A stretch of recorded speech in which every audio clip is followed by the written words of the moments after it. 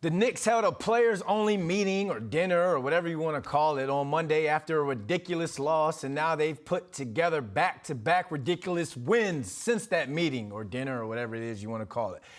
Maggio of the Knicks Wall joins us, and he's jumping in now because I need to know if the Knicks got their juice back. But I guess at 8-7, I guess I just need to know if they've got the juice. So I know what goes on at these players-only meetings. That's the former football side of me. So sometimes you don't see like that immediate impact after one of those goes down. So what have you noticed these back-to-back wins from the squad that you didn't see before the dinner or meeting or whatever they want to call it? Yeah, I mean, first of all, these West Coast trips are always a little bit hairy for the Knicks. Historically, we don't do well coming out here, and just seeing, we know Julius Randle was supposed to have called for that players only dinner, and he did want to, talk about accountability. Obviously, a lot of Knicks fans talk about his own accountability, and it's good to see him kind of lead by example. Last night was a good point with that. 34 points, 11 rebounds, 4 assists, but the main thing really was the 4 steals and the hustle. You saw diving all over, the floor, getting a couple big steals, loose balls, things like that. So for me, that's what I'm seeing more is just the energy level. They're starting to bring it a little bit more. And I think that's obviously what you want to see in general, let alone on such a scary West Coast trip. Like I said, normally they don't do so well. So Brunson still played well, of course. We'd like to see RJ get going. But just, seeing Julius, somebody who's a little bit inconsistent up and down, as we know since last year, kind of come out and kind of set the tone for this trip over the last 2 games just to get things started. I mean, that's the big thing for me. If you're going to call to have that dinner, and then you got to go out and back it up. So I like seeing that from him. He's the leader of this team, like it or not right now, but that's what we want to see, that in a positive direction there.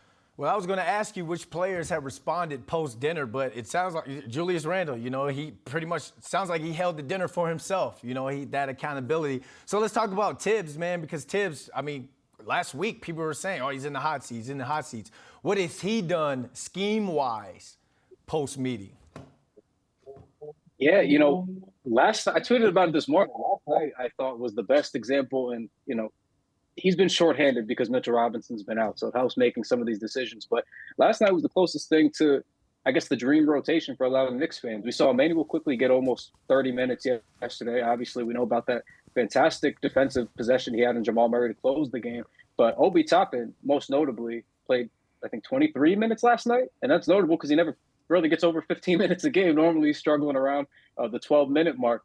So seeing him get minutes extended like that, but also playing some big minutes at the 5, playing with Julius on the floor, that's to me a meaningful tweak that Tibbs has made, because that's all that we've complained about for 2 or 3 years is Obi doesn't get enough minutes, firstly, and then secondly, he never gets to really play with Randle. So we got to see a little bit of that, and obviously the team looks a little bit better when Obi's out there, and I just thought, doing something like that is a good tweak that we can actually, see that Tibbs made. Now, I'd like to see what happens when Mitchell Robinson gets back, but at least for this trip in particular, you got to let your best players play, especially when they're feeling it. Obi's been shooting real well. So just seeing him get that extended run, Cam continue to start, little things like that, I think have been good tweaks.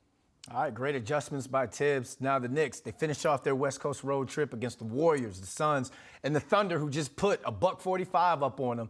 So what do you guys need? What do Knicks fans, what do y'all need to see to call this a successful road trip? So the bar is hell for the West Coast road trip success, but for me, it's already a success because they won that goddamn Denver game. They won in Denver for the first time. I think it was since 2006, if I'm not mistaken. I mean, it's been way too long. I think I saw a tweet this morning that the last time the Knicks won in Denver, Borat was the #1 movie at the box office. It's not great stuff, man. So for me, you go to Utah and you win, even though Utah stinks. I don't care about their record right now. They stink. You beat the Jokic-less Nuggets, even if it's Jokic-less, you still beat them. You won in Denver. To me, it's already a success. But if you could just come away, truthfully, with 3 out of the 5 wins on a tough trip like this, that's pretty damn good to me. I would already rule it a success, even if they lose the next 3. But if you win just 1 more out of these next 3 games, then I think that is a very successful West Coast trip by Knicks standards. Hey, a win is a win. Go back and do it again. They play the Warriors tomorrow night at 10 p.m. Hey, Knicks Wall, I love it. Thanks for joining. No problem. Thanks for having me on, guys.